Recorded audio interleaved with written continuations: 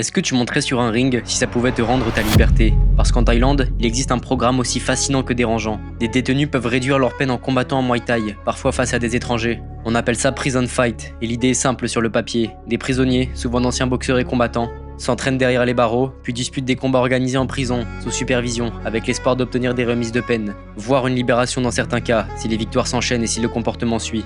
Et c'est là que la question devient impossible à esquiver. Réinsertion ou spectacle? Parce que oui, d'un côté les défenseurs du projet parlent de discipline, de structure, d'un objectif qui remet quelqu'un sur des rails, s'entraîner, respecter un cadre, viser quelque chose de concret et parfois gagner un peu d'argent ou du matériel pour préparer l'après.